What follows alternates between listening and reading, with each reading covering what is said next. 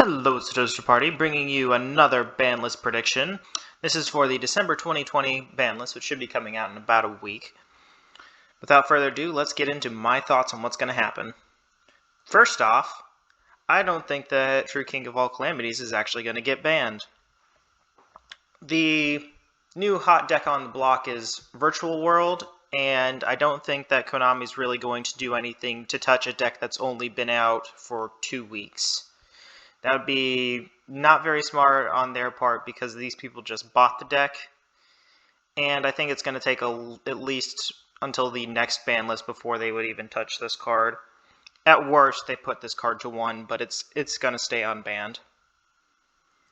Next up, we have the actual cards that are getting banned, probably.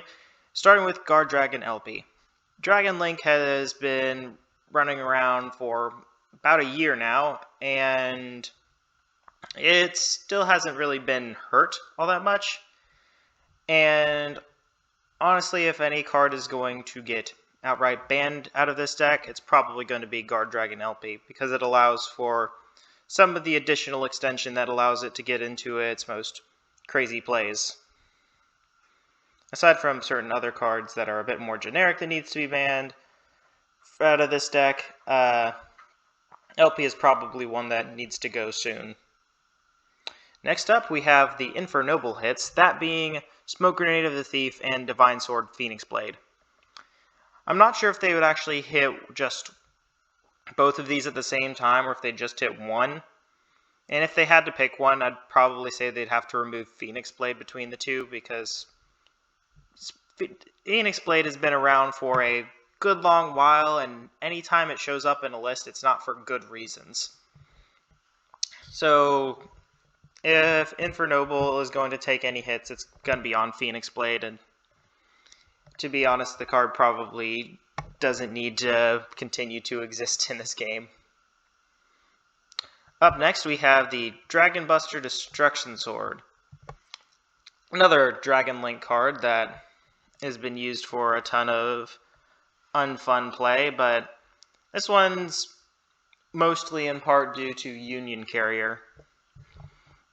If a deck can make Union Carrier and they can throw the Dragon Buster Destruction Sword on it, then your opponent basically can't play Yu-Gi-Oh! Unless their hand is really good. And I just reprinted it, so it's not like people are going to be losing a ton of money over this card that was printed at Common. Up next, we have Martial Metal Marcher. Ugh. They really are pushing how much they can do with Helka Fibrax without banning Helka Fibrax or Link Cross. And because I still don't think that they're going to ban any card that was released post-pandemic, I think they gotta hit Martial Metal Marcher. The card does way too much to allow the Link Cross combos, and if it was gone, then it would still take a lot more for people to be able to throw something together using a Hellcross combo. People would probably do it, but hopefully it would be worse. On to the unbannings, we have Cyberjar. Okay, this one's probably one of the craziest cards to get unbanned if they do it, but they put Morphing Jar 2 from 0 to 3. Nothing happened. They put Morphing Jar to 1 from 0. Nothing happened. I'm just thinking flip effects are not actually very good. And why not put the second most heinous flip effect to 1 to see if anything happens?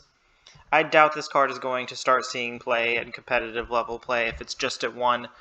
So they might as well take it off the list. Up next, Heavy Metaphos Electromite put to 1.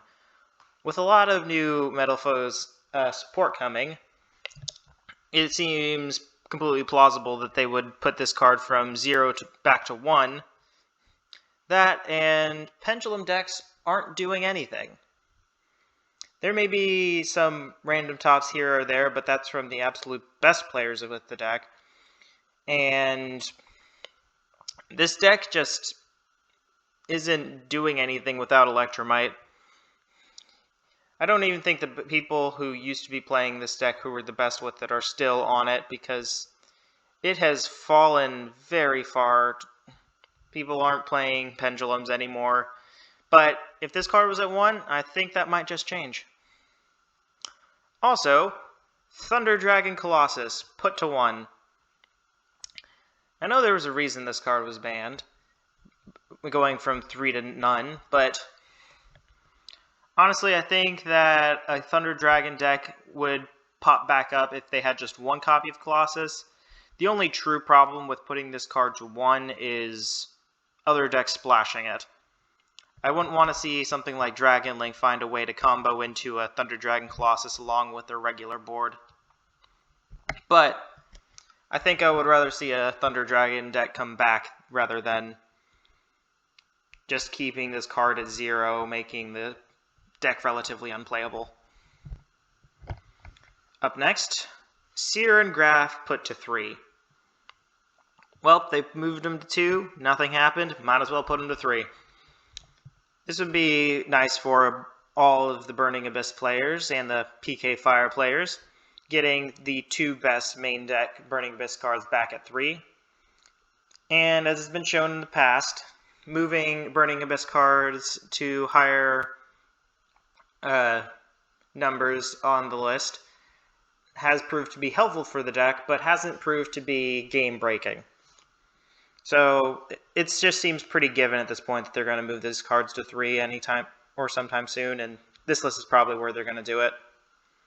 Also, Double Iris put to 3. Speaking back on that pendulums aren't very good right now thing, they put this card from 0 to 1 and nothing happened. The deck was still about as unplayable as it was before, but hopefully with this card at 3, the deck would start maybe doing something. I think that they need Electromite more than they need 2 copies of Double Iris Magician, but it would be helpful. So I hope that pendulums get at least one of those 2, but honestly I'd rather them just have Electromite and the deck actually be functional. Next up is Morphing Jar put to 2. It's back on that Morphing Jar and Flip Effect thing. Flip Effects aren't good, and I feel as though Konami would do something silly by going, hey, this card's at 1, what if we put it to 2? As opposed to just moving it straight to 3 where it probably belongs. And finally, fixing the mistake from the initial Master Rule 5 ban list. Let's put Totally Awesome and ABC Dragon Buster back to 3. These cards shouldn't have been put to 1 in the first place. They retroactively limited these cards, thinking that the decks were going to be insane, and they just weren't. Putting them to 1, it just made the decks unplayable. They put them back to 2, but the decks still aren't doing anything. I think it's just fine to put these cards both back to 3, and that people's fears of ABC being somehow a competitively viable top deck are just completely unfounded. Without further ado, that was my list. Hope you enjoyed, and I hope you have an excellent day.